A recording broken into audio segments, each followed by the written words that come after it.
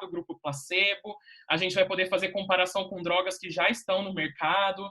Então, essa é a fase mais importante para finalmente a gente ter a aprovação dessa droga.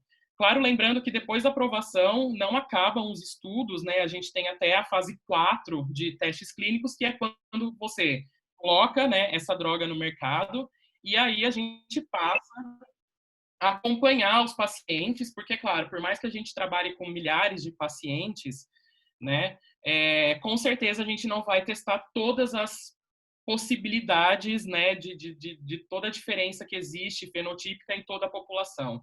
Então, esses estudos continuam e, com o tempo, a gente vai aprimorando, descobrindo novos efeitos colaterais ou descobrindo problemas relacionados à droga em diferentes populações, né? Então, não é que passou a fase 3, já está aprovado e pronto, não, o estudo continua. Porém, ali até a fase 3 a gente tem a aprovação dessa droga para ela ir para o mercado.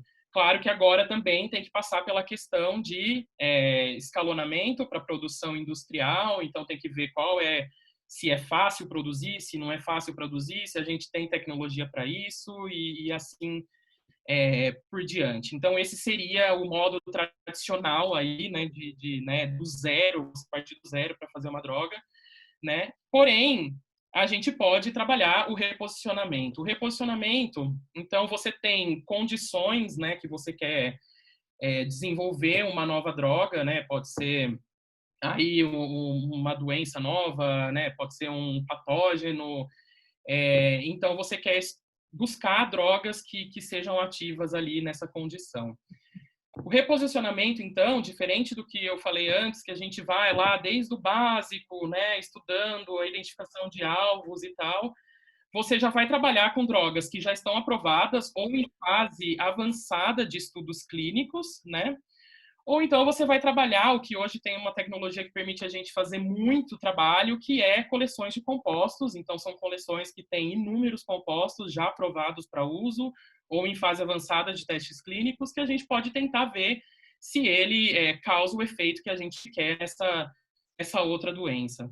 Além disso, os estudos, o reposicionamento, ele passa muito pela observação do que a gente encontra no teste clínico, né?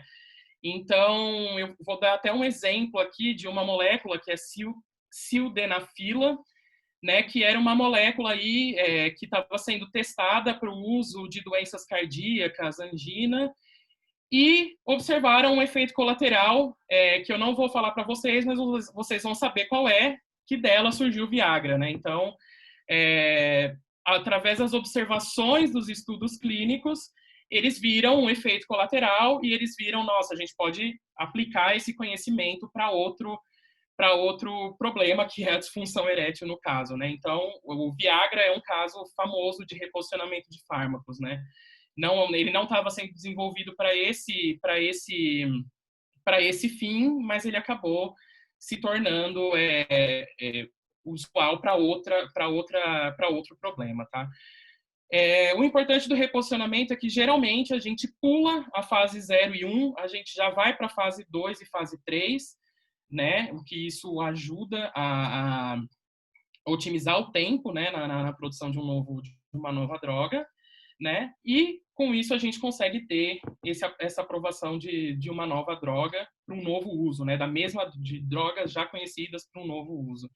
O que isso implica é que, primeiro, economiza-se dinheiro, né? Então, cada etapa dessa a gente vai gastando mais e mais e mais dinheiro. E o reposicionamento você pode diminuir um pouco os gastos, né? E o mais importante, a questão do tempo, né? Então, enquanto você partir do zero até chegar à droga aprovada, você leva mais tempo do que você testar um medicamento e fazer o reposicionamento. Existe aí estudos que mostram que, em média, são de 10 a 17 anos, né, do modelo tradicional até você chegar a uma droga nova no mercado, enquanto o reposicionamento aí ele leva de 3 a 12 anos. E, claro, isso é muito importante também numa situação de emergência, como é o caso que a gente tem passado agora, né? Aqui tem só alguns exemplos, né, de drogas que passaram por esse processo de reposicionamento, né? Por exemplo, aqui vou falar do minoxidil, que era uma droga que inicialmente estava sendo testada para hipertensão e viram que ela funciona para evitar a queda de cabelo. E o que eu quero citar aqui, existem diferentes formas, né, de reposicionar, como eu falei antes. Então, você volta para os testes clínicos e analisa todos os efeitos que isso causou nos pacientes que participaram do teste. Você pode fazer novas análises da farmacocinética e farmacológicas dessa droga. Você pode fazer também screening nas bibliotecas, como eu falei. Então, você tem diversas formas de chegar nesses novos usos, né? E, como eu falei, o importante é, por exemplo, em situações de pandemia, e ultimamente a gente tem ouvido muito falar, todo mundo acho que até já cansou de ouvir falar da cloroquina e da hidroxicloroquina, que é um caso que a gente tem visto na TV, todo mundo fala disso, né? Já não está mais no âmbito científico, já extrapolou isso, e seria um caso de reposicionamento. Porém, essas moléculas mostram que não é um caminho fácil, né? Então, por exemplo, a hidroxicloroquina ela é originalmente utilizada para o tratamento da malária. Lá em 1955, ela já foi reposicionada para uso em algumas doenças autoimunes, como lúpus e artrite. E agora eles testaram para o coronavírus e viram que in vitro ele tem atividade bem interessante e seria um candidato para reposicionamento. Só que, claro, quando eles passaram para o teste clínico, a gente já tem visto que não é bem assim, né? Então, ele já não tem essa eficiência clínica tão boa como in vitro, né? Não tem esse efeito tão bom quanto in vitro, e ainda por cima tem a questão dos efeitos colaterais que né, mais atrapalham do que ajudam, né? Então, isso mostra que a gente diminui o gasto, a gente a gente diminui o tempo, porém, existem várias questões envolvidas que têm que ser feitas aí com muito cuidado. E não adianta a gente, por exemplo, pensar só em segurança, porque, por exemplo, a aspirina, que é, por exemplo, um medicamento seguro, barato, de amplo uso, produção consolidada, se você toma numa condição de dengue, por exemplo, pode ser fatal. Então, a gente tem que pensar que uma doença é um conjunto de fatores e que um composto pode afetar de diferentes formas. Então, é uma técnica interessante e importante, mas, claro, a gente tem que ter todos os cuidados necessários para isso ir para frente e a gente chegar no resultado que a gente quer, né? Então, como eu falei, esse aumento da relevância, né, que a gente tem visto nos últimos anos, ele se deve pela emergência de novas doenças, o surgimento de resistência de patógenos, a dificuldade em encontrar alvos seletivos, a questão de custo, tempo e sucesso, né? Quando eu expliquei todas aquelas fases que passa, eu não falei isso lá, mas muitos vão ficando teste, né? Fase 0, uma parte não é aprovada. Fase 2 de teste clínico, outra parte não é aprovada. E assim você vai gastando muito dinheiro e gastando muito tempo. Então, o reposicionamento vem aumentando a relevância por conta disso, né? E, além disso, hoje em dia, a gente tem uma inúmera quantidade de bibliotecas de compostos disponíveis para a gente testar, né? Diferentes empresas produzem essas bibliotecas com um número muito elevado de compostos e que a gente pode trabalhar aí buscando novos usos para essas drogas em diferentes condições aí dentro do laboratório, e é isso que eu vou explicar um pouco para vocês aqui. Como eu falei para vocês, a gente trabalha aí no laboratório de fungos patogênicos e a gente está buscando reposicionamento de fármacos aí para tratar doenças fúngicas, né? Por que a gente está buscando? Existem 2 problemas relacionados ao tratamento com antifúngicos, né? 3 problemas, na verdade. O primeiro é a diversidade, a gente não tem uma grande diversidade de classes de medicamentos, né? Além disso, a gente tem uma toxicidade muito alta, né, em vários dos tratamentos que a gente tem disponível, né? E nos últimos anos a gente não vê o desenvolvimento de drogas importantes para para o combate dessas doenças fúngicas sistêmicas, tá? Só para a gente entender um pouquinho, né? As drogas antifúngicas, né, e entender um pouco os problemas dela, né, a gente tem que pensar um pouco na célula fúngica. A célula fúngica, ela tem dois compartimentos muito importantes aí, que é a membrana plasmática e a parede celular, que é muito comum nos fungos, né, e essas estruturas geralmente estão relacionadas com os mecanismos de ação das drogas que a gente conhece, né. Além na membrana plasmática, a gente tem uma molécula que é o ergosterol, que ele é muito parecido com o colesterol que a gente tem nas nossas células. E o ergosterol, ele é alvo para duas classes de medicamentos antifúngicos, né? Os polienos e os azóis. Os polienos, que é Oi, a Haroldo. famosa... Oi? Desculpa atrapalhar, mas tem alguém com o microfone aberto. Mal dá pra escutar o que você tá falando. Alguém aí, Ixi. se puder fechar conferir se tá fechado os microfones. Gente, tá todo mundo com o microfone fechado aí? Olha, Haroldo, eu tenho a lista aqui, todos os participantes, estão todos fechados, sim. Só o teu e o meu agora que está aberto. E eu te ouço bem. Então, não É. sei. Eu vou falar Então, vamos mais lá, alto. vamos ver como é Desculpa, que. não era o meu aqui, foi mal. Vamos lá. Então tá bom. Bom, e qual coisa...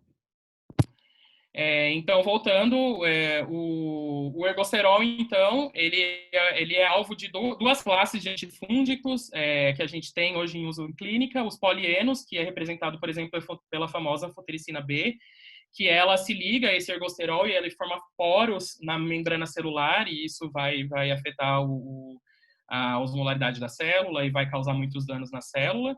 E os azóis, né, como é o fluconazol, que ele vai agir na síntese do ergosterol e isso vai causar um problema aí na membrana plasmática, inviabilizando a célula, tá?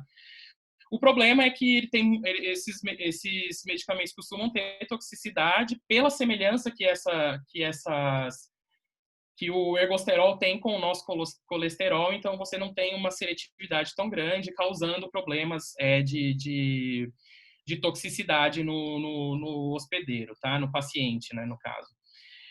Além disso, na parede celular a gente tem, ela é formada por uma gama de moléculas e principalmente por beta-1,6 e beta-1,3-glucana, e esses são os alvos das equinocandinas, né? Por exemplo, a anidulafungina, que são drogas aí que afetam diretamente aí na síntese desses componentes da parede celular. Porém, muitas espécies têm resistência a essas drogas, o que também viabiliza muitas vezes o seu uso. Além disso, a gente tem algumas drogas que estão envolvidas aí na síntese de RNA, de DNA no fungo, porém, né, que é o caso da 5-flucitocina, porém, alguns desses medicamentos têm baixa disponibilidade no sentido de que não é espalhado no mundo todo, muita gente não tem acesso a esse medicamento. Nesse cenário, então, a fotericina B é um dos medicamentos mais usados, principalmente no ataque ao tratamento das doenças fúngicas. Porém, mesmo assim, a gente sabe que tem indisponibilidade de anfotericina B em vários lugares no mundo todo, o que é um problema muito sério e que leva ao que a gente sabe hoje, que mais de 1.600.000 de humanos no planeta morrem anualmente de doenças fúngicas. E é de se esperar que, por exemplo, uma doença fúngica muito importante, que é a meningite criptocócica, por exemplo, se você vê o local onde tem o maior número de casos por ano, ele, né, vai bater com os casos que não têm disponibilidade dos medicamentos. Então, é muito importante a gente pensar alternativas para poder tratar essas pessoas, né, que não têm acesso a esses medicamentos, tá? Então, como eu trabalho com fungo, eu vou falar um pouquinho, então, dos modelos que eu vou apresentar aqui para vocês, que são dois, né? O modelo de Cryptococcus. Cryptococcus é um gênero que tem como espécies patogênicas duas espécies, né? Cryptococcus neoformans e Cryptococcus gat, e eles são os responsáveis pela doença chamada criptococose, que tem uma característica muito complicada, que é a evolução para uma meningite, que é bastante complicada para ser tratada e é um problema sério aí em todo o mundo. Cryptococcus neoformans e Cryptococcus gat, então, eles estão no ambiente, né? Cryptococcus neoformans associados à excreta de pombos e Cryptococcus gat associado a árvores, a casca de árvores. O hospedeiro, então, inala esse fungo e, interessante, ele pode atravessar a barreira hematocefálica e causar a meningite, que é responsável por aproximadamente 180 mil mortes por ano. Então, é muito relevante ainda, principalmente em pacientes HIV positivo, tá? E uma das principais características é essa cápsula que esse fungo produz. Essa cápsula é formada por GXM, né, que é um polissacarídeo, e ele é importante para a proteção no ambiente, para a proteção no hospedeiro, e ele é essencial para a virulência do fungo, sendo que fungos que não produzem essa cápsula, eles são avirulentos. Aqui, só para vocês conhecerem um pouco mais a cápsula, aqui, nesse primeiro caso, microscopia óptica, usando tinta nanquim, né, que essa tinta ela não entra nessa cápsula, então a gente consegue identificar facilmente esse fungo. Além disso, microscopia confocal, a gente consegue ver que ele traz um aumento muito grande no volume da célula, e isso vai ser importante, eu vou explicar mais para frente, protegendo o corpo da célula lá dentro. E quando a gente vê aí por microscopia eletrônica de varredura, a gente consegue ver que é um emaranhado de fibras aí que forma essa cápsula, tá? O outro modelo que eu vou explicar para vocês um pouquinho é o de Candida auris, né? Candida auris, então, tem uma grande importância atual, porque ela é uma candidíase sistêmica de difícil controle e que nos últimos anos tem sido descritos vários surtos aí em todo o mundo, né? E uma questão muito importante é que muitos isolados são resistentes, né? Aqui, por exemplo, a gente mostra alguns isolados que a gente trabalha aqui no laboratório em parceria com a Liz, e a gente vê, por exemplo, que tem isolados que têm uma resistência muito alta, por exemplo, a fluconazol e a outras drogas. E isso é um problema muito sério, né? A gente não conhece tanto ainda de Candida auris, porque a gente, acompanhando esse mapa aqui, a gente vê que recentemente ela começou a ser isolada, né? Isso tem a ver com uma identificação errada, ela é muito parecida fenotipicamente com outra cândida, porém, é incrível a gente ver o quanto tem aumentado nos últimos anos, mostrando que ela está aí se espalhando, e existe um estudo muito interessante que fala a relação do aquecimento global com o surgimento dos surtos de Candida auris. Então, esse estudo mostra que essa espécie ela é muito termotolerante, né? E ela consegue sobreviver em altas temperaturas, e o aquecimento global tem facilitado aí a saída dela do ambiente até a chegada nos centros urbanos e em hospitais, onde é um problema muito sério, tá? Então, o primeiro estudo que eu vou mostrar aqui de novos compostos antifúngicos vai ser a busca de compostos ativos contra essa nova espécie, essa espécie que é a Candida auris, tá?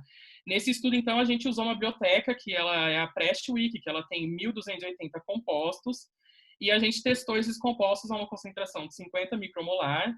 A gente buscou compostos que inibiam ao menos 50% do crescimento dessa espécie, e a gente trabalhou majoritariamente com 3 isolados diferentes, de 3 regiões diferentes, né? Um espanhol, um Japão e um japonês e um coreano, tá? Esses dois, o japonês e o coreano, são os primeiros registros que a gente tem na literatura de Candida auris, são esses dois isolados, tá?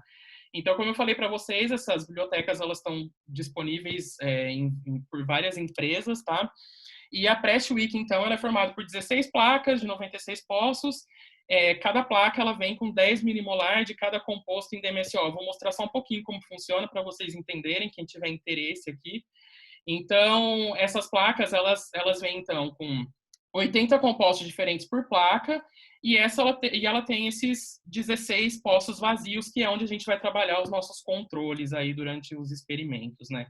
Então, a gente tem a placa estoque, como eu falei para vocês, com 10 milimolar de cada composto. Então, a gente depois faz uma placa teste, né? No caso, a gente usou uma placa teste com uma concentração de 100 micromolar, 1% de DMSO, que é uma concentração que a gente sabe que não inibe o crescimento da célula. E todo esse ensaio a gente faz baseado num protocolo que é o EUCAST, que eu não vou entrar muito em detalhes aqui, mas quem quiser conversar sobre os protocolos que tem para o estudo de atividade antifúngica, a gente pode conversar com mais calma depois, tá? Então, a gente sempre tem um controle de crescimento, né, que é o que está em azul, sem o DMSO, para a gente ver se teve alguma interferência, crescimento com o DMSO e o crescimento com uma concentração inibitória de anfotericina B, para a gente ver se o sistema tem funcionado bem. Além de, claro, o controle de esterilidade.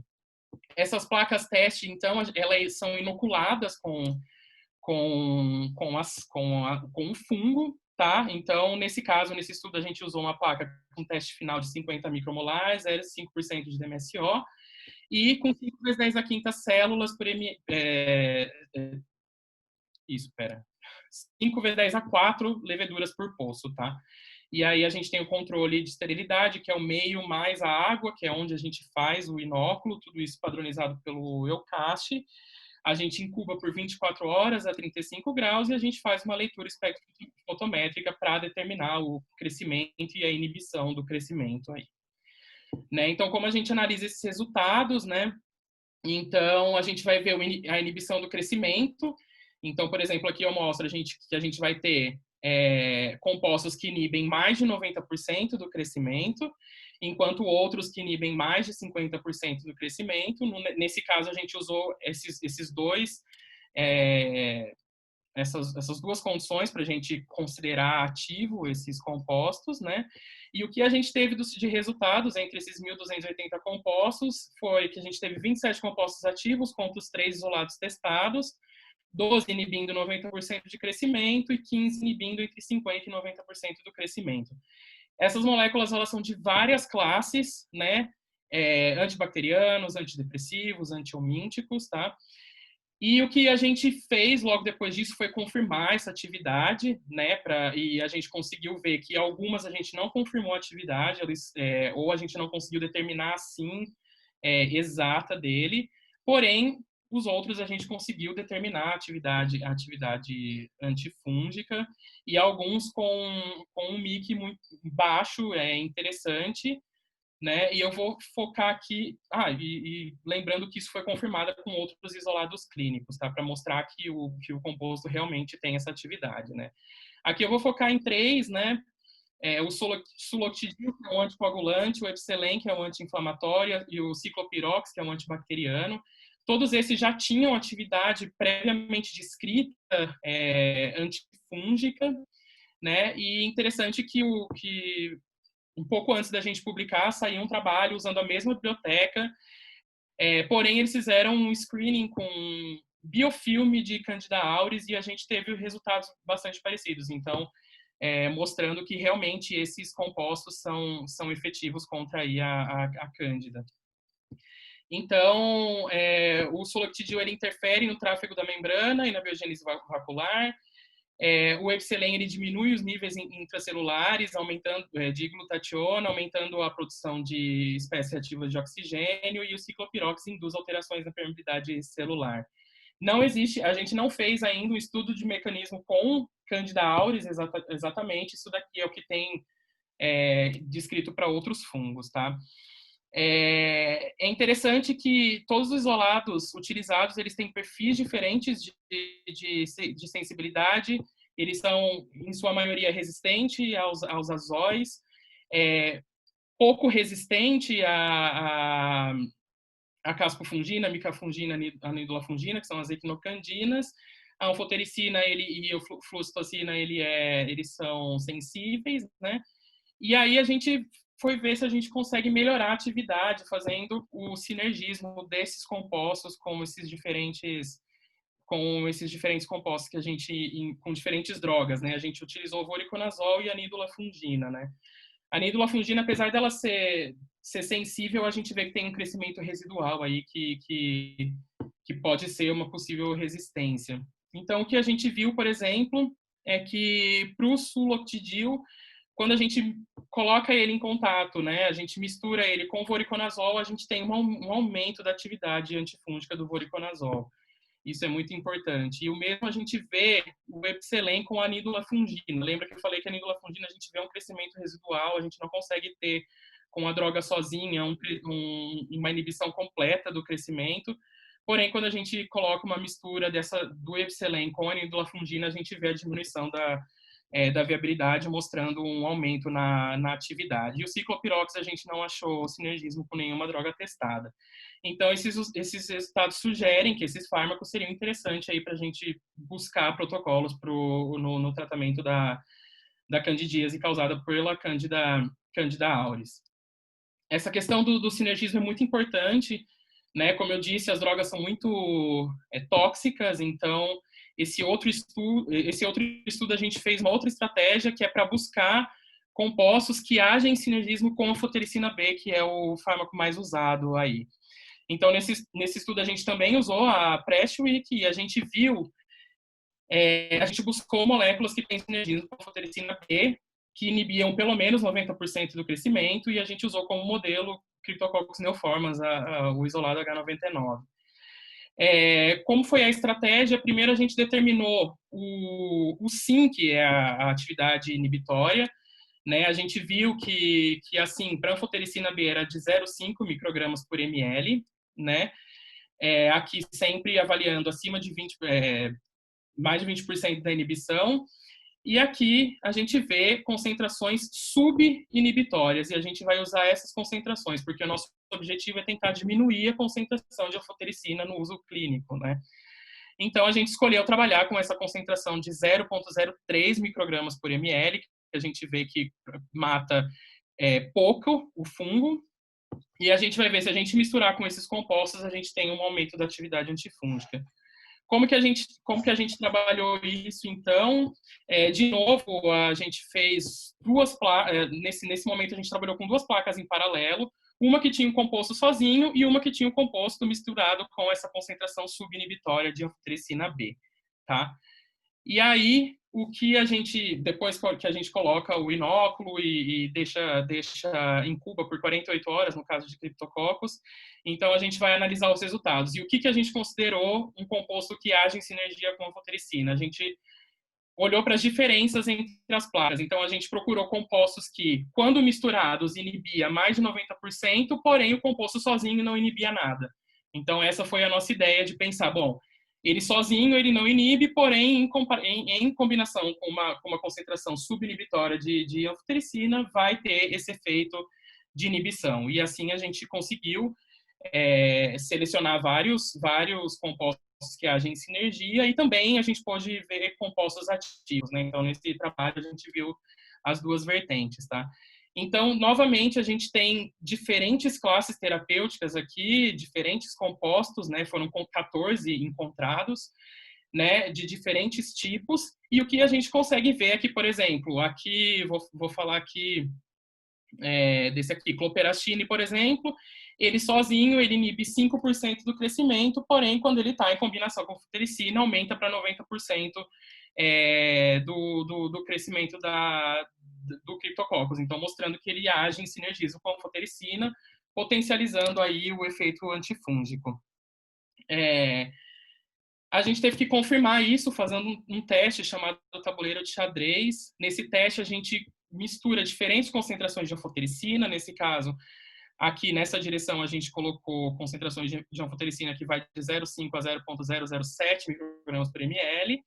E aqui, nesse sentido, a gente coloca os compostos com a concentração aí de 100 a 0,1 micromolar, né, colocando controles de esterilidade, controle de crescimento e controles onde a gente tem a anfotericina sozinha e o composto sozinho. Com isso, então, a gente conseguiu ver a atividade inibitória aí, sinérgica. Então, aqui a gente tem as curvas da anfotericina sozinha, né? E aí, quando a gente faz a mistura com diferentes concentrações dos compostos, né? No caso, todos os compostos que a gente selecionou, a gente consegue ver que começa a ter uma diminuição no crescimento do fungo, mostrando uma atividade sinérgica. Aqui eu vou só mostrar mais de perto dois, aqui a eritromicina e o cloperastine. Alguns a gente não vê um efeito tão grande de dose-resposta, né? Porém, alguns a gente vê claramente que quando você tem uma quantidade maior do composto, você tem uma inibição maior. E o que a gente tem que olhar é que a anfotericina sozinha, por exemplo, na concentração de 0,03 microgramas por ml, ela não inibe quase nada o crescimento, porém, quando a gente coloca em combinação com a droga, a gente tem uma diminuição muito grande da concentração de anfotericina. E isso é importante aí na clínica, pode ser importante um dia na clínica, tá? A gente consegue calcular a concentração inibitória fracionada, que é para ver o tipo de atividade que a gente tem, que ela pode ser sinérgica, indiferente ou antagonista.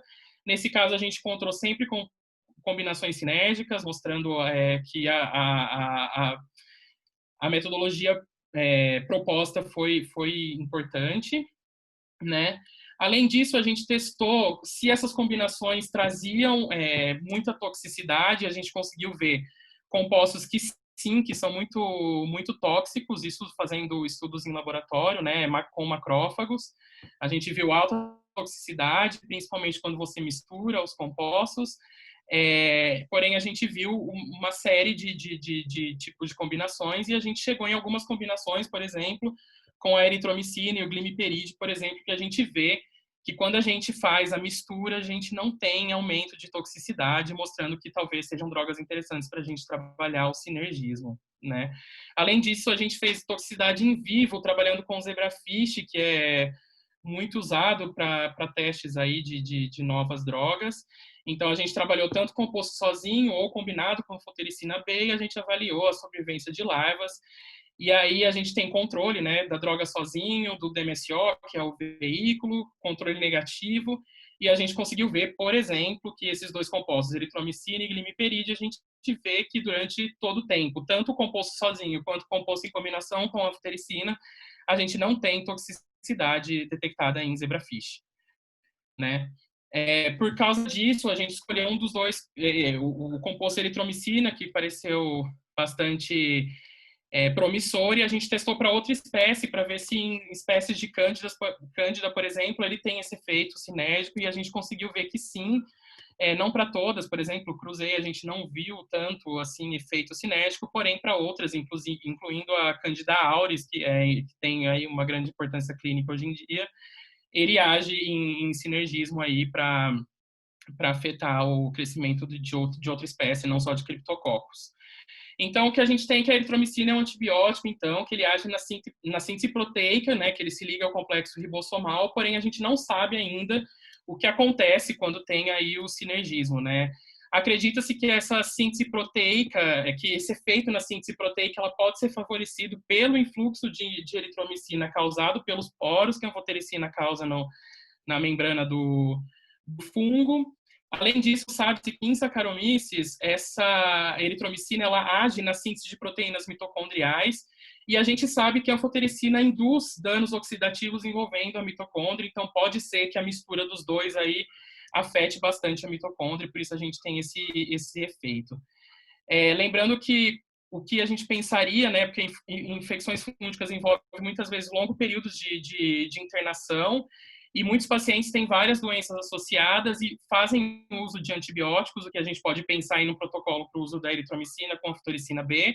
Porém, claro, a gente não fez testes em vivos, tem que ser feito ainda, porque tem outro problema associado à eritromicina, que devido ela é uma molécula muito lipofílica, ela não atravessa tanto a barreira hematoencefálica, isso é um problema para a criptococose, apesar da gente saber que durante a meningite você tem aí problemas na barreira hematoencefálica que podem favorecer a entrada da droga, porém ela tem uma boa biodisponibilidade, por exemplo, para candidemias, ela seria um grande candidato aí para ser usado em combinação com a anfotericina B.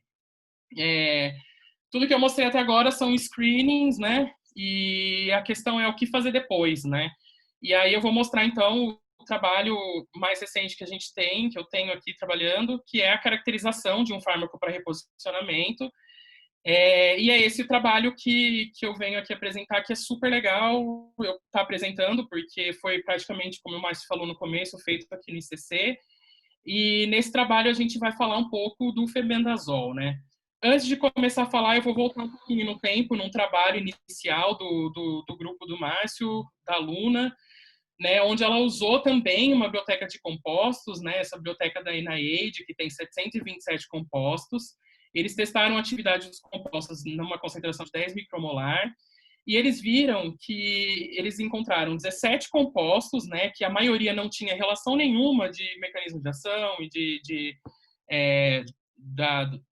né, as moléculas não eram parecidas, porém, 4 compostos eram derivados de benzimidazóis, né, que é o mebendazol, o albendazol, flubendazol e triclabendazol.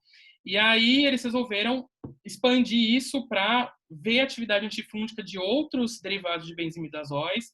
Eles viram que dos testados, 2, né, que é o tiabendazol e o oxibendazol, não apresentaram atividade, porém todos os outros apresentaram atividade, sendo o mebendazol, flubendazol e o febendazol os mais promissores. Então, os benzimidazóis, eles são moléculas antihelmínticas e tem uma boa disponibilidade no sistema nervoso central, que é muito importante para a criptococose, e baixo custo, né? Nesse trabalho, em 2017, a aluna ela caracterizou o mebendazol, e aí nesse trabalho, então, a gente vem para falar um pouco do febendazol, né? O febendazol, então, ele já é muito conhecido há mais de 30 anos, utilizado com segurança na indústria veterinária, seja para animais de corte ou então para animais, né, pets.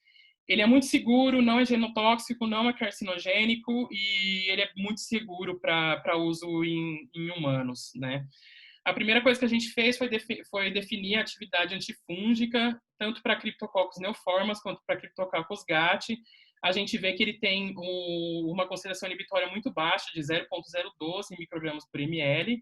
E o mais importante é que trata-se de uma molécula fungicida, ou seja, quando a gente coloca nessa concentração de 0,012, ela mata o fungo, ela não só inibe o crescimento. Então, ela é uma droga fungicida, isso é bem importante. A gente testou isso para diversos isolados clínicos, tanto de xenoformas quanto de CGAT, e a gente viu o MIC sempre se mantendo de 0,012 microgramas por ml, mesmo que a concentração para as outras drogas seja variado entre os isolados.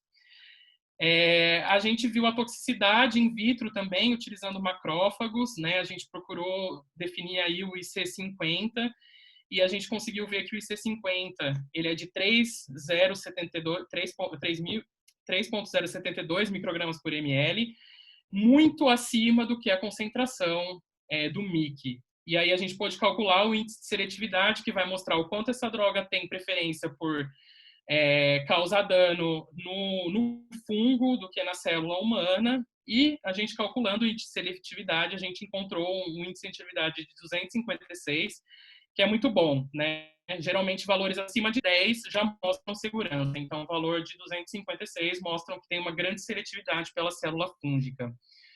A gente testou a combinação cinética com a anfotericina B, e aqui eu mostro o gráfico onde eu tenho a curva apenas da anfotericina B, e quando a gente mistura com o febendazol, a gente vê, por exemplo, aqui na concentração de 0,06, que é uma concentração subinibitória de anfotericina, a gente tem um aumento mais ou menos aí de 8 vezes uma diminuição de 8 vezes na concentração de anfotericina e um aumento muito significativo na atividade antifúngica da anfotericina B.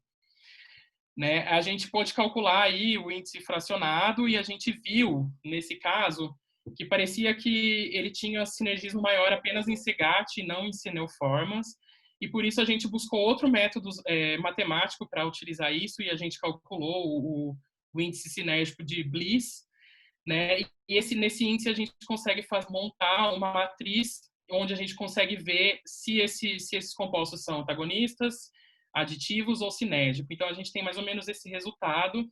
A gente consegue ver que, de forma geral, a combinação entre anfotericina B e febendazol tende a ser uma combinação aditiva, porém, a gente tem regiões onde a gente vê um sinergismo muito alto. Né? Então, quando a gente olha os scores, a gente vê que, por exemplo, a combinação de 0,06 de anfotericina com 0,006 de febendazol, a gente tem um score de 42 e score acima de 10 indica uma atividade sinérgica muito alta. Então, então a gente consegue mostrar que várias combinações sinérgicas podem ser utilizadas. Além disso, a gente viu também que a mistura do febendazol com a anfotericina B não aumenta a toxicidade em macrófagos in vitro. né? E a gente buscou entender o mecanismo de ação, como eu mostrei no trabalho anterior, foi buscado o mecanismo de ação do mebendazol, né, através de uma biblioteca de mutantes. Eles viram, então, que 2 mutantes, né, o Scramblase e a NOP16, a NOP16 não tem função ainda descrita em Cryptococcus, e a Scramblase, ela está envolvida na correta distribuição de lipídios na membrana plasmática, e eles viram que esses mutantes tinham resistência ao mebendazol aí. Então, a gente foi ver se isso acontecia o mesmo para o febendazol. E, na verdade, a gente viu que não, que esses mutantes, eles não eram resistentes ao febendazol, mostrando que, possivelmente, existem outros mecanismos de ação associados ao febendazol, né? Os benzimidazóis, então, eles são agentes desestabilizadores de microtúbulos, e a gente usou um reagente que chama Tubulin Tracker, que ele se liga à tubulina, né? E ele vai revelar a distribuição da tubulina. E aqui a gente vai buscar ver se ele tem o mesmo efeito que a gente vê como antihelmíntico, né? Então, aqui a gente tem o controle não tratado, a gente vê uma distribuição normal da tubulina na célula fúngica, porém, quando a gente coloca o febendazol, a gente já vê uma distribuição que não é normal, né? A gente vê essa distribuição mais difusa, mostrando que está agindo na distribuição do microtúbulo e usando um controle que é a vinblastina, que é um composto conhecido como desestabilizador. A gente vê o mesmo padrão do febendazol, mostrando então que esse pode ser um dos mecanismos aí no fungo, né? Que é o mesmo mecanismo utilizado encontrado no caso dos antihelmínticos, tá? A partir disso, então, a gente partiu para ensaios em vivo. O primeiro ensaio que a gente fez foi através da administração oral, porque o febendazol ele é utilizado através de administração oral e a gente não viu atividade em vivo, né? Sabe-se que o febendazol ele é metabolizado, então a gente foi ver se a administração oral estava, né, se essa metabolização causa algum problema. Então, a gente viu que quando a gente faz a atividade antifúngica dos metabólitos do febendazol, a gente vê que não tem atividade, né? E isso acontece para outros benzimidazóis, então mostrando que a metabolização do composto é um problema. Então, para ele ter essa atividade, ele não poderia ser metabolizado. Então, por isso, a gente fez um segundo protocolo, fazendo uma administração intranasal, e foi aí que a gente teve um resultado muito importante, onde a gente vê que o grupo não tratado, ele morre totalmente, enquanto o grupo tratado com febendazol ou então com o controle de anfotericina B, a gente vê 100% de sobrevivência. Então, mostrando que quando a gente faz a intranasal, a gente protege dessa metabolização. É importante porque a intranasal ela vai mais rápido para o cérebro, para o sistema nervoso, e isso pode ser muito importante no tratamento da criptococose. Então, a gente olhando tudo isso, a gente foi ver como ele tem uma atividade muito alta, o que ele pode estar afetando no fungo. E uma questão muito importante são os mecanismos de ação, os fatores de virulência de criptococcus. Os fatores de virulência de criptococcus, alguns dos mais importantes, estão relacionados a alterações na morfologia, que é a formação da cápsula e a formação das células gigantes, né? Isso pode ser formado tanto no meio exterior como dentro das células, né? Então, depois da fagocitose, esse fungo ele pode crescer a célula, né? Formar uma célula, ou então crescer o corpo celular, e tudo isso leva a uma modulação da resposta imune, que vai favorecer a proliferação intracelular do fungo e, com isso, favorecer a disseminação. Então, a gente foi ver o quanto o febendazol age nos mecanismos de virulência aí. A gente viu a cápsula, a gente consegue modular ela, a gente consegue modular a cápsula in vitro, e a gente consegue, por exemplo, aqui a gente tem o tempo zero, e aí a gente coloca no meio que favorece a formação de cápsula. Em 24 horas a gente tem uma cápsula formada. E aqui a gente viu que quando a gente trata com o febendazol, a gente vê que essa cápsula ela é alterada, ou seja, ela diminui essa cápsula, mostrando que o febendazol atua nesse fator de virulência. Isso acontece durante o tempo. Aqui a gente tem um time-lapse mostrando a formação da cápsula, e a gente vê que quando a gente adiciona o fenbendazol no meio, a gente tem uma diminuição dessa cápsula comparado com o controle não tratado, tá? Aqui a gente vê algumas microscopias mostrando que não só as fibras da cápsula são afetadas com o tratamento, como também a morfologia das células. Geralmente ela tem essa morfologia, e aqui a gente vê que ela tem uma morfologia totalmente diferente. Isso tem relação com o efeito dele nos microtúbulos, né? Aqui uma microscopia de fluorescência, então a gente também marca a cápsula com anticorpo, a gente consegue ver aqui normal a cápsula, e aqui a gente vê o corpo celular todo deformado, e também uma diminuição na cápsula. Esses exemplos que eu dei agora foi de Cryptococcus neoformans, e aqui eu mostro Cryptococcus gat. A gente vê esse efeito nas fibras e no formato da célula, e por microscopia de fluorescência a gente também consegue ver essas alterações. Além disso, a atividade intracelular é super importante, né, em fungo, e isso tem muito a ver com o desenvolvimento da doença. Aqui vocês podem ver nesse vídeo, observando essas duas células aqui, a gente consegue ver que o fungo ele replica normalmente dentro dos macrófagos, né? Olha aqui, esse aqui é mais fácil de ver, né? Ele vai, tá vendo? Ele tá se dividindo ali, e isso daqui ele vai dividindo, muitas vezes, né? Aqui é um vídeo de 18 horas. Então, a gente vê que tem um monte de cripto crescendo ali dentro do macrófago, e o macrófago continua ali, né, não causando danos ao macrófago. Então, olha aqui, a gente vê essas duas células cheias de criptococos dentro aqui, depois de 18 horas de incubação aí. O macrófago parece não sofrer, né? Se a gente olha esse macrófago aqui, a gente vai ver que o fungo está lá dentro, mas ele vai se dividir normalmente. Aqui ele teve a divisão. E esse caso aqui é interessante porque tem duas células dentro, o macrófago vai se dividir. Estou dando spoiler do vídeo. Aí, dividiu, foi um cripto para cada lado, mostrando como é dinâmico isso. Além disso, existe um processo que é a vomocitose, que o macrófago ele tem a capacidade de expelir o fungo para o meio extracelular, o que isso facilita a disseminação. E, além disso, claro, o macrófago pode ser prejudicado nessa história. Então, a gente vê aqui o fungo se dividindo dentro do macrófago, e a gente vai ver que vai chegar um momento que o macrófago vai explodir aí. Vamos lá. Aí, aqui gerou todo o Cryptococcus, facilitando a disseminação. Então, a gente conseguiu ver que com o febendazol, essa atividade intracelular ela é reduzida durante o tempo. Então,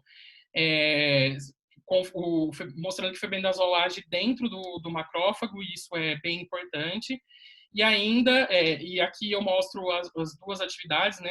A proliferação intracelular a gente vê que diminui conforme a gente coloca o febendazol. A vomocitose também, que é essa forma que o macrófago espelha o fungo para o meio extracelular, também diminui com o tratamento com o febendazol para as duas espécies, tanto neoformas quanto o GAT.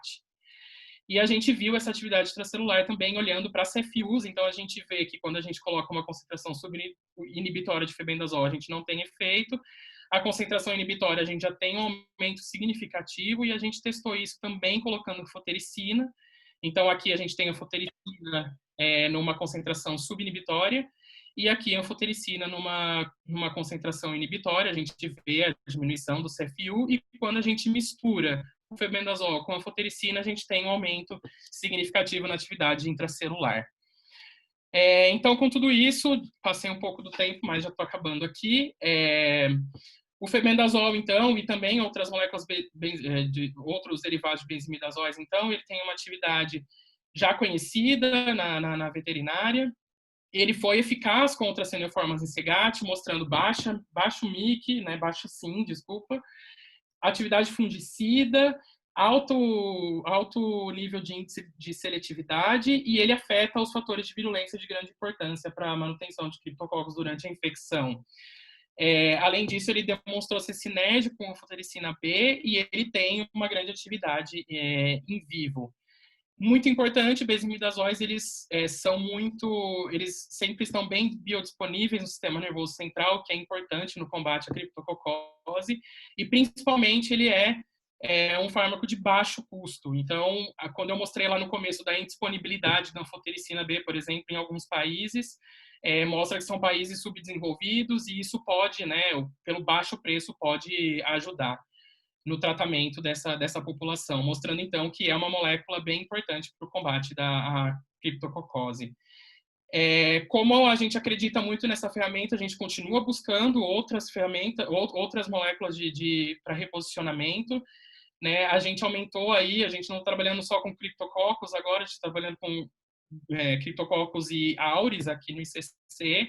Então, a gente tem trabalhos com uma biblioteca de 400 compostos, que é a Pandemic Box, e a gente conseguiu já ter 5 compostos promissores ativos contra os 2 fungos, e um deles a gente já está vendo que o aparente-alvo é a parede celular, o que é bem interessante, que é uma estrutura do fungo, né, que não tem na célula do hospedeiro.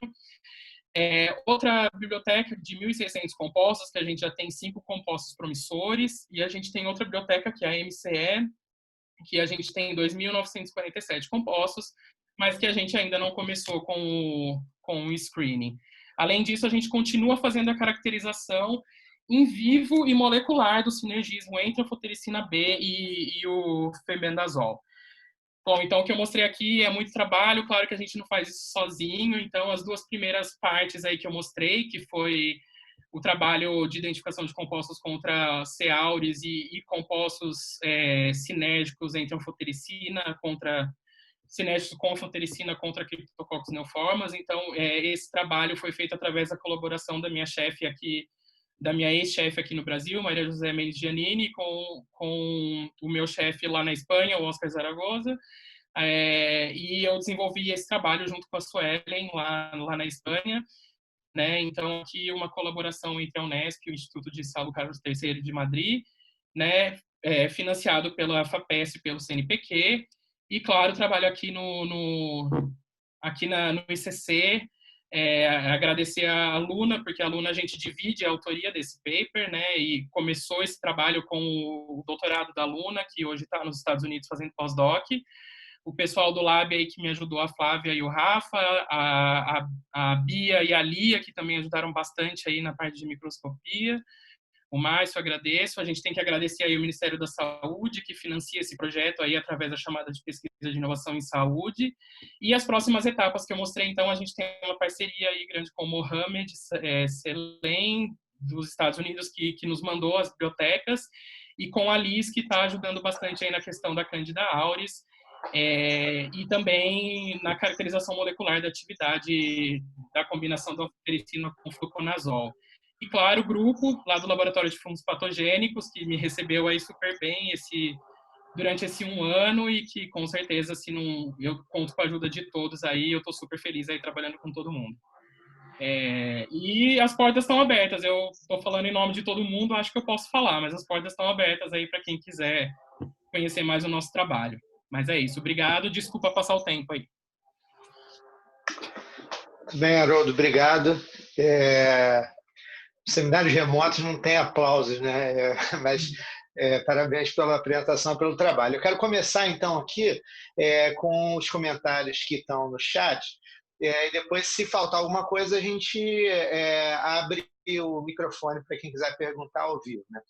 Lá no começo da tua apresentação, a Nicole perguntou para você sobre o valor inicial de 50 micromolar para os testes. Ela pergunta se já é um valor estabelecido para tratamento com antifúngicos. Não. Deixa eu explicar isso. Na verdade, a gente tenta trabalhar todo mundo com a mesma concentração, né, para a gente poder ter um ponto de corte, e isso vem do protocolo estabelecido dentro de cada laboratório, né? Por exemplo, lá na Espanha, então, a gente usou essa concentração, por exemplo, de 50 micromolar, porém, por exemplo, aqui a gente trabalha com 10 micromolar, então isso vai ser definido conforme as suas necessidades, né? A gente buscou, por exemplo, com com o sinergismo, a gente buscou uma concentração um pouco mais alta para a gente poder modular isso depois na combinação com a fotericina. Então, vai de acordo com o seu trabalho, com o que você quer fazer. E também, né, Haroldo, completando aqui, independente de qual é o screening, screening em geral se faz assim, gente. Você começa com um valor para fazer um trabalho, não entenda mal, acho que vocês vão compreender o que eu quero dizer. Primeiro você faz um trabalho sujo, com uma dose aleatória, que em geral tende a ser mais alta, e depois a gente vai refinando isso. Né? Tá, então legal. A Isabelle, ela te pergunta, Haroldo, sobre as placas de composta, que eu acho que é uma pergunta que interessa a várias pessoas. Essas placas já vêm prontas para uso? Você plaqueia só as células em cima? Em geral, como é que você começa o experimento? Isso. A gente recebe essas placas, que nem quando eu mostrei lá para vocês, elas vêm com uma concentração de 10 milimolar de cada composto, e aí a gente vai fazer diluições para chegar na concentração que a gente quer usar no nosso teste. Então, elas vêm em DMSO, elas são congeladas, então a gente descongela, a gente pega uma alíquota, né, e vai fazendo as placas de trabalho. Aí, em cima das placas de trabalho é onde a gente vai colocar o inóculo. Então, a gente pode, inclusive, fazer vários screenings a partir de uma placa que a gente recebe, porque a gente vai fazer novas diluições para qualquer outro material que a gente queira trabalhar.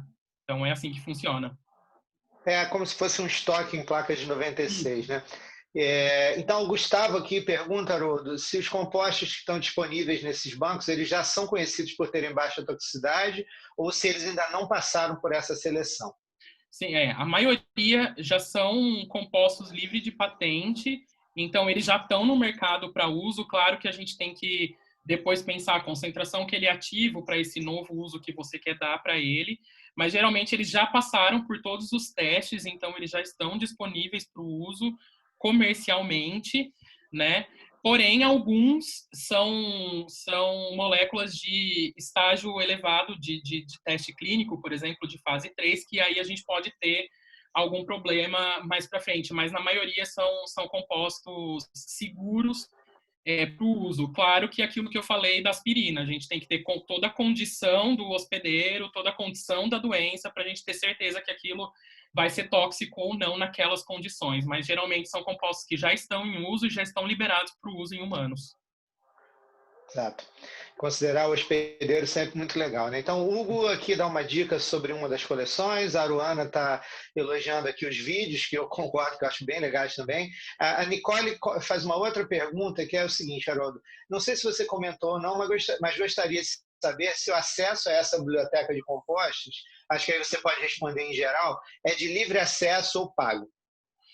Existe os dois casos. Primeiro, comentar que os vídeos que o pessoal gostou, eu também adoro trabalhar com isso, e é tudo feito lá no Opereta, no ICC, então quem quiser aprender, aí quando o Corona permitir, eu posso mostrar para vocês tudo, então é tranquilo para fazer até.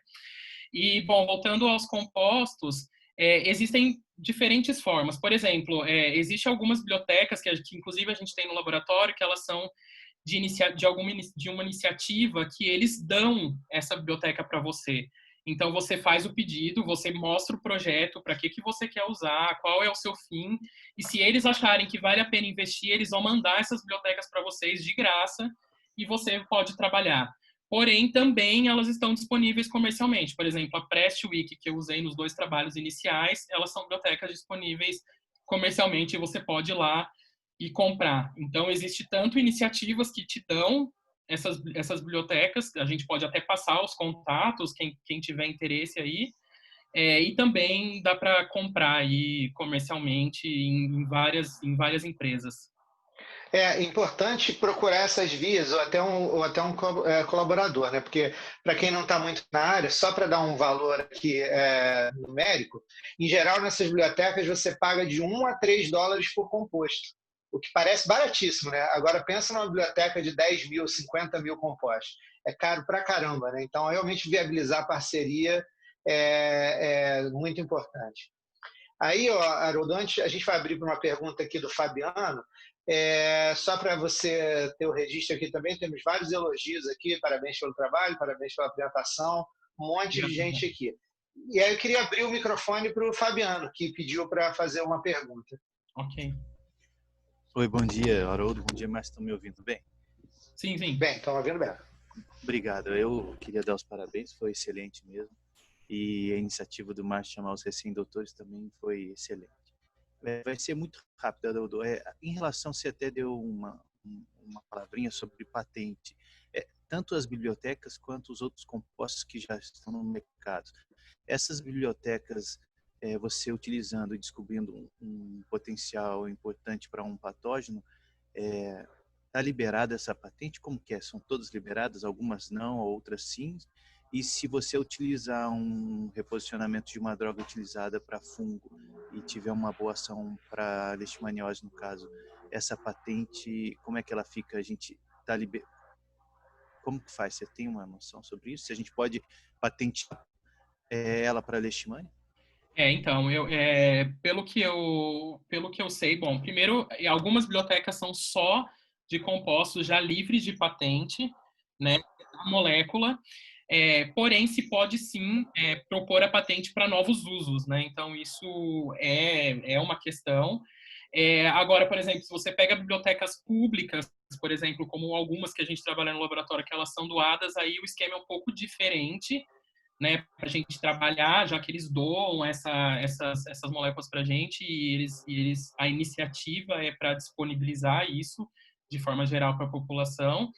E além disso, algumas bibliotecas a gente conta com compostos que ainda não estão no mercado, então esses compostos ainda estão passíveis de todo o processo de patenteamento. Então a gente tem essas várias condições, mas sim que eu sei que pode ser proposto, em alguns casos, a patente para forma de uso, não para molécula, mas para forma de uso. Por exemplo, é usada para artrite e agora eu quero usar para leishmaniose. Então, eu vou patentear uma nova forma de uso dessa droga para poder ser disponibilizada comercialmente aí para o tratamento de outras doenças. Tá certo. Só acrescentando que a patente de uso em geral é uma patente fraca, né? Não tem o mesmo, enfim, a mesma consistência de uma patente de descoberta, enfim, mas sim. Se não me engano, eu não sou especialista na área, né, mas se não me engano, muitas instituições, inclusive a Fiocruz, ressaltando que eu posso estar errado, em geral optam por não fazerem patentes de segundo uso, porque em geral não são patentes fortes. Né? Mas, de novo, não sou especialista na área, não. Aqui, Haroldo, olha, outros comentários é o seguinte, né? Tem um comentário aqui, esse é imponente, hein? Assinado pela diretoria, que se a ideia avança, seria interessante pensar em parcerias com as farmacêuticas. Né? É verdade. As farmacêuticas, em geral, produzem muitos compostos e muitos são abandonados. Então, promover o uso para isso é a típica parceria ganha-ganha, né? Porque você, em geral, coloca um uso em compostos que muitas vezes seriam abandonados. E outros, né, como é o caso do febendazol, eles são baratíssimos. Né? Então, às vezes, você viabiliza um uso que não existiria se você não investigasse reposicionamento. Não sei se você quer comentar, mas de perguntas eram isso aí. De novo, tem vários outros elogios aqui. Diga, garoto. Não, queria só agradecer, então, pelo convite aí, pelas mensagens aqui, pelas perguntas, e também me colocar à disposição aí, assim que a gente puder aí retornar ao normal, né, a gente poder conversar aí, quem quiser conhecer mais o nosso trabalho, com certeza o laboratório está lá de portas abertas para todo mundo. E pensar, acrescentaria, né, Haroldo, em pensar na costura, aproveitar a audiência para pensar numa costura de iniciativas institucionais, né? Porque os compostos estão aí, como vocês viram, né, os equipamentos estão aí, o opereta é poderosíssimo, né? Estão ali no ICC. Então, talvez pensar em sistematizar depois um sistema de busca de novos antimicrobianos, independente de qual é o patógeno, seria interessante. Sim, sim. Gente, bom, a diretoria quer falar, claro que sim. Oi, Haroldo, ótimo seminário, realmente. Obrigado. Só para apoiar o que o Márcio está falando, eu acho que, como eu falei, se esse tipo de trabalho realmente continuar no caminho que está, podemos pensar sim em alguma questão institucional. Por isso eu falava das parcerias com farmacêuticas, até próprias farmacêuticas da Fiocruz, o próprio Farmanguines, que tem bibliotecas de produtos.